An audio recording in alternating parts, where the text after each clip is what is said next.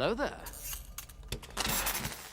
The rematch of the century is upon us, ladies and gentlemen, or so as we have been led and told by Kathleen Kennedy ages ago. Will it be the rematch of the century? Let's find out. This is my reaction to Obi-Wan Kenobi episode 6. It's due to drop in about 30 seconds. It's your boy Elie Moses, your 22-year-old law and film student in Australia, shooting his shot, baby. Let's find out and let's jump right into the reaction. We got a 51-minute finale on our hands, ladies and gentlemen. Let's find out. A lot of you said last week I wasn't enthusiastic enough and my demeanor was low, and that is true because at the moment, in my opinion, the show has been a letdown for me. I've liked a lot of elements, but overall, the writing has been poor in my opinion. Hopefully you can respect my opinion and still enjoy the video, and we can have a civil discussion in the comment section. Yeah, but I think the show, from a writing standpoint, has been a little bit of a mess so far. But last week, it was great to see Ewan and Hayden back and kicking ass in that Clone Wars or pre-Attack of the Clones flashback, which was awesome. They still had the lightsaber skills, baby. Never lost them. But yeah, it was good to see them back, but let's see how we finish off. Wait, how did Reva get the Tatooine? I hope they explain it and just not have her be there after she's been stabbed in the guts and had no way off that planet from the looks of it. She's gonna find Luke. Straight off the bat. I don't know how I feel about that. Yo, that Star Destroyer missing shots, man. That controller's broken. They've broken their L3 button. They can't aim.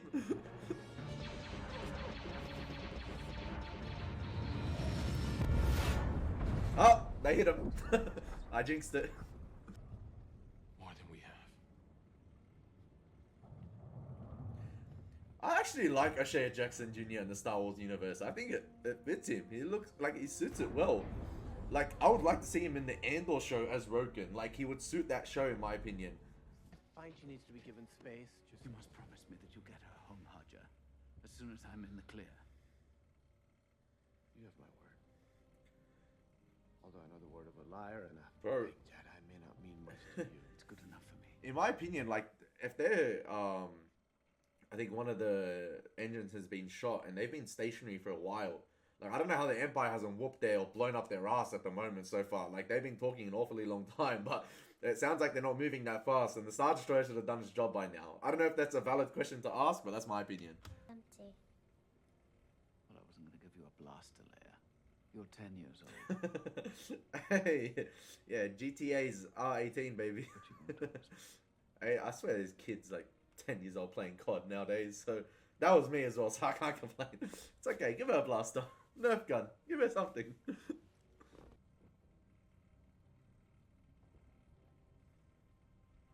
Come on, Qui-Gon, do your job and show up. Help him out. Follow Kenobi. At once, Lord Vader.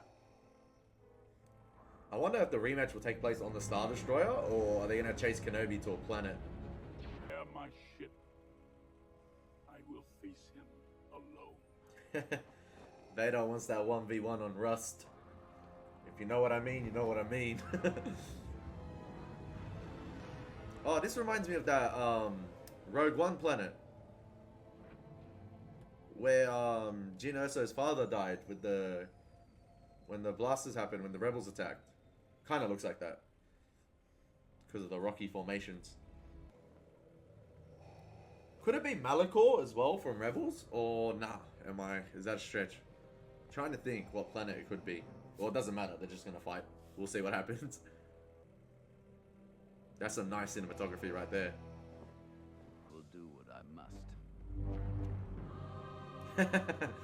We got the old stance, baby. Leave that for General Grievous. You will die.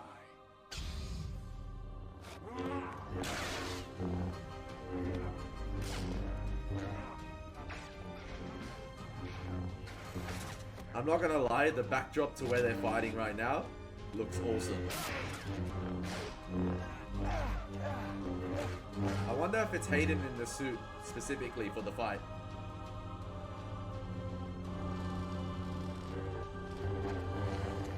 No, don't cut away, I wanted to see. Reva should be dead by now, we shouldn't be focusing on her. feel like some of the cinematography and CGI and the background surrounding their fight, their second fight, in this series looks much more better than the first one they had in sort of like an abandoned sort of job site, for instance, on the desert. It looks like all the budget has gone towards episode 6 on it. They're like, stop the budget for the first 5 episodes. Put it to 6, allocate 95% of it, and 5% of it goes to the rest. That's what I feel like's happened. But the weakness still remains. Yo, my man just like, he didn't even like, my man just went whoop, and the whole rock went flying.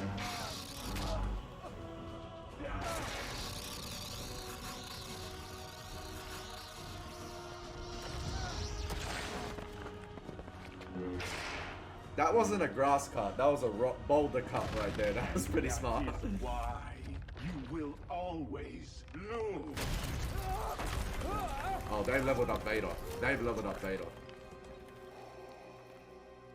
I think Qui-Gon will appear for him and give him sort of like a morale boost.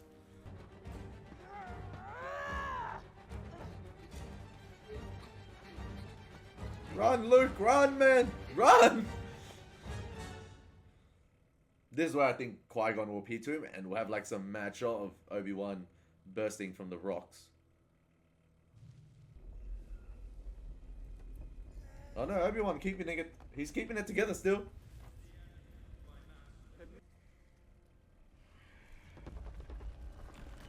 Oh, I was wrong. The power of Leia and Luke saved him.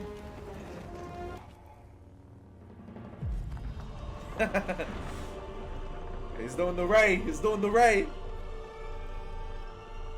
Ray learned off Obi-Wan.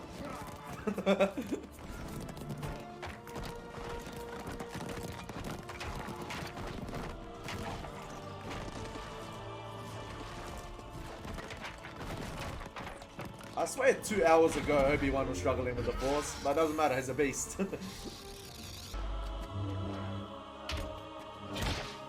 Oh damn, there goes Vader's respirator system. Oh, okay, Vader getting violated at the moment. Oh, he's getting double violated as well. Obi-Wan pulling out all the moves. Yo, oh, this is like the Ahsoka moment with the mask in Rebels.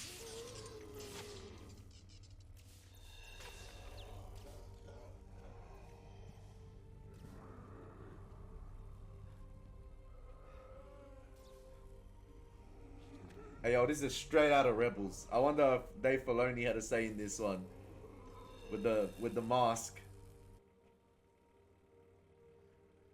Anakin's gone. Oh damn. I am what remains.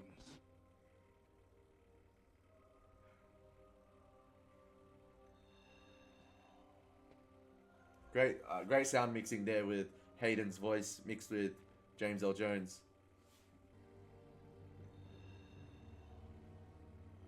The same way, I will destroy you. I love the lighting change there, how Obi-Wan had the blue lighting emanating onto him, and then slowly Vader had all that darkness, and then the red emanated onto all his face as well. That was great stuff.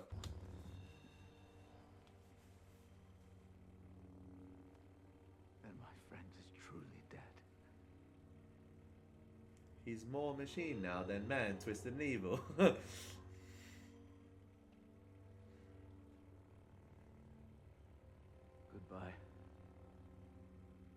Darth. Damn. My man said Darth, not even Anakin. The violation. Vader got 2-0'd on Mustafa and now here.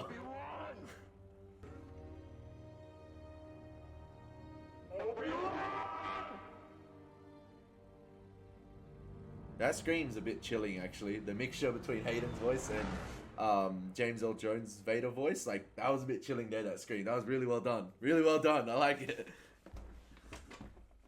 But then again, was that really the rematch of the century? It was a really good fight. Pretty well choreographed as well, but I don't think it's better than the Mustafa fight. Say what you want about that one, even though if you think it became like too long and overly choreographed, I still think that fight's better. But this one was a great one too.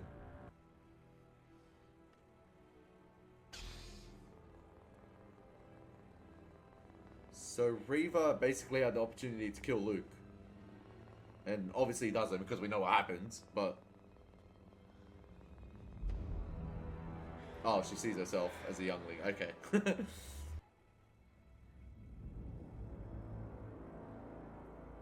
She obviously didn't kill him.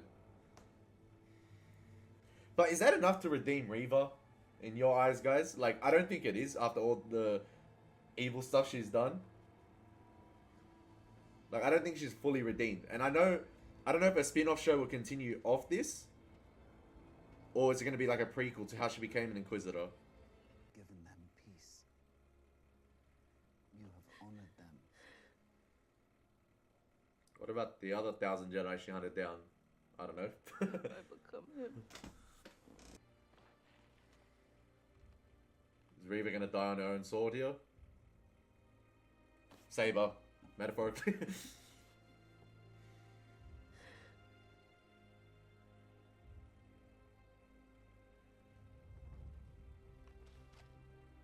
Oh, she's doing the Ray again. Everyone doing the Ray, burying their sabers in the desert of Tatooine. Like a Banta.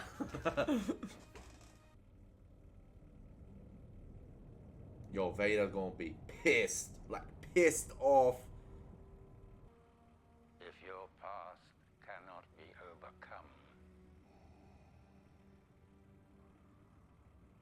Kenobi means nothing. Oh, okay.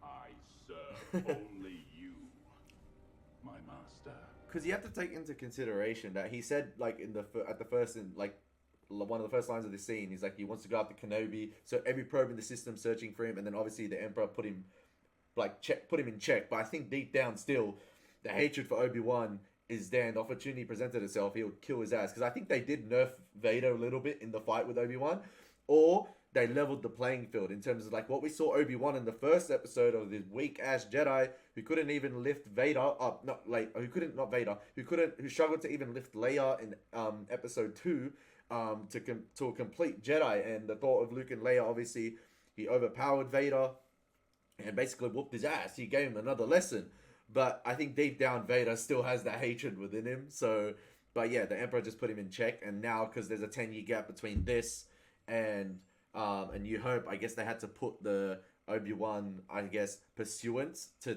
bed. And this is how.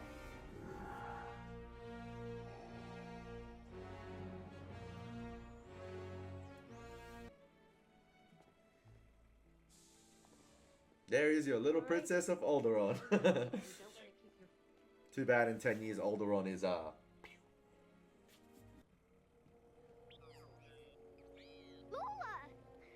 Hey, not even Obi-Wan? Young lady from her droid.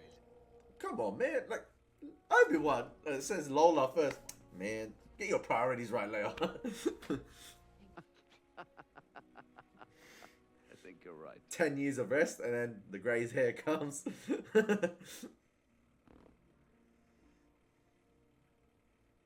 Ewan McGregor's fantastic as Obi-Wan, man.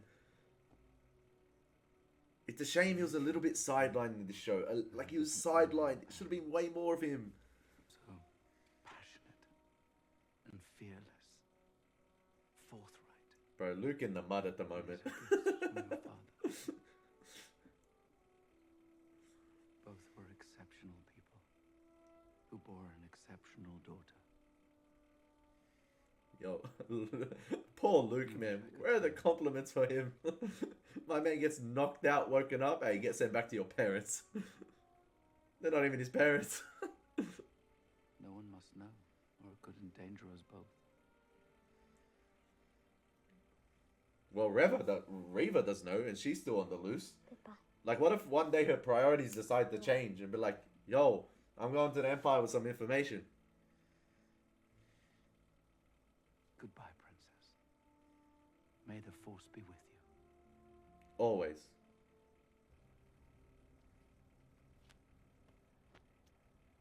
Surely Qui-Gon's going to provide him some guidance here.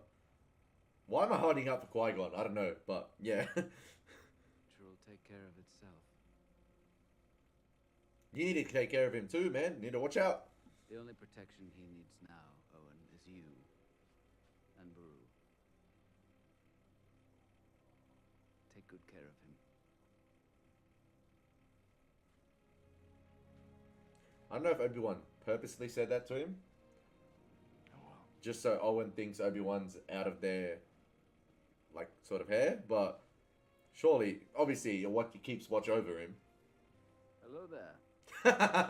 They just had to. Are they going to end it like that? Oh, okay, I thought that was going to be the final shot. He had to. They just had to sneak that in. Listen, that's my intro. We all know the hello there intro, but...